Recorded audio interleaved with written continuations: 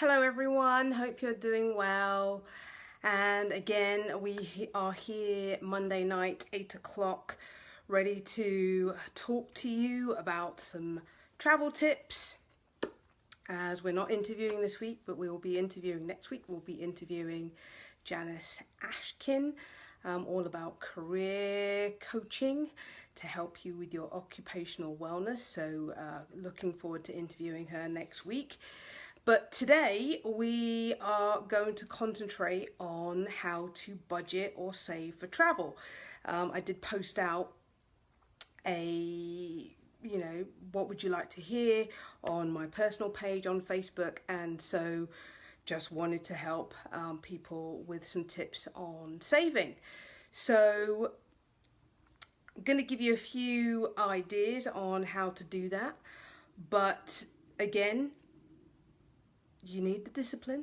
You've got to have discipline in order to save to go traveling. But once you do that, then you will have a wonderful experience, and I'm sure that you, probably like me, will get the travel bug and want to go every single year, or maybe twice a year, or maybe 3 times a year, however often you want to travel.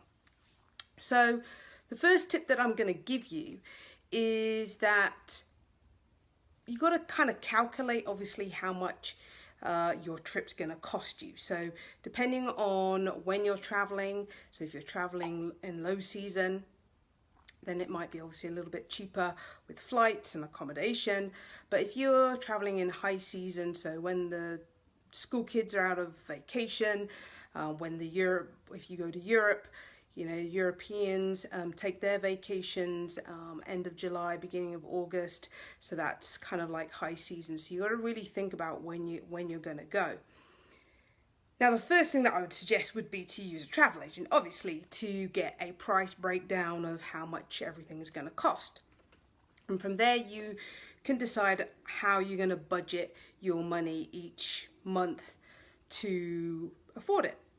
So just to let you know, if you do have to include flights, then they have to be paid in one go. Can't pay in installments unless, again, you book with a travel agent and there is a setup where you can actually pay for some of the flights. But again, that just depends on the supplier, depends on the travel agent that you're working with. So there is that option. However, if you're not going to use a travel agent, flights need to be paid up front. So, in order to start saving, there are I'm going to give you about 3 tips that you can try. If you are to research personal saving accounts, so I know American Express has a personal saving account, Alloy has a personal saving account, and with these accounts, you are restricted on how many withdrawals that you can make a year. And I think the ones that I have, because I use this system, they have 6 withdrawals a year. So I think it's a great way to help you save some money, because you can't take out many, you're only allowed 6 withdrawals, and once you hit the 6 withdrawals, they won't allow you to take the money out. So think about how much money you want to save each month. And then what you can do is just set up a direct deposit so it goes straight into that savings account so you don't see it. So once your paycheck comes in, it goes straight out into this account and then you don't see it. Okay? And you may get, maybe 1.2% or 1.3%. There's not a great high percentage that you're going to earn off this account, but it's just going to help you be able to manage your money and to make sure that you are not taking your money out, because I know what happens. We have a savings account, we put the money in, and then we need it for something, so we take it out. So with this one, because it's got the limited withdrawals, I think this is a good find for you to save money. So that's one aspect. So as I said, personal savings account, American Express has one, and Ally, should I say, ALLY. So open one of those accounts, set it all up with your checking account, and then decide on how much money you can transfer to that account. granted, if you are booking with a travel agent or a supplier, they will need, or you will need to make sure that all your payment is done within 60 days before you travel. So make sure that you can budget accordingly for those up to that 60-day mark of when your final payment is due. So again, probably be a good idea to maybe plan ahead. So if you're starting to think about travel for next summer, this would be a great time. So you can start budgeting on how much money you need to save each month from now until, say if you went in June, you would need to make sure that your payments are completed by April. Again, depending on when in June you would be traveling. So again, 60 days before. Some do 30 days, but I would say 60 days. So make sure you can have those payments set up. Number 2, I'm going to give you 2 apps that you can use to, again, deduct payments out of your checking account. And the first one is called Digit, and the second one is called Acorn. Now these accounts, or they're apps that you can find on the iPhone. I'm sure you can find on Android. And basically what they will do is you can set it up that they will take a certain amount of money each week. It may be $5, it may be $10. And then they will also do roundups. So if you were to go to the supermarket and you spent $9.99, they would round up the extra penny, and that would go into this account.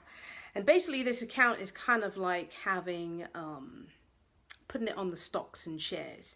So you may get a little bit of interest with it as well. So it kind of fluctuates, but the money's there. You're not going to lose the money, but it kind of works on the stock exchange.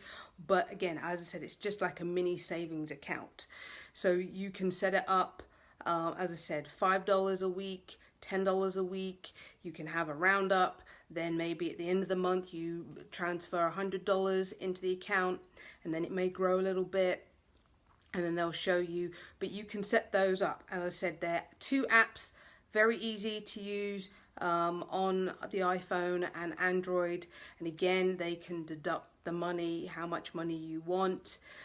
You can set it up so it's automatically, so you don't see it, or I say don't see it. If you look at your bank statement, then you will see it, but you're not missing it.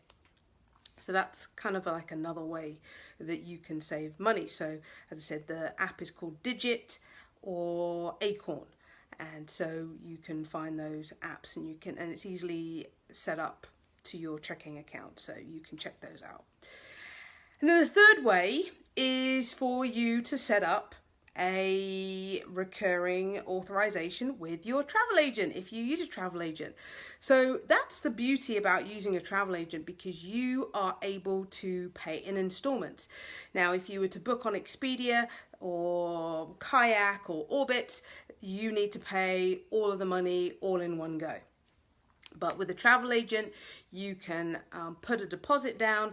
Again, if we're talking about flights, you may have to pay the flights all in one go. But again, as I said at the beginning, depending on the supplier that the travel agent is using, you may not have to pay for all your flights in one go.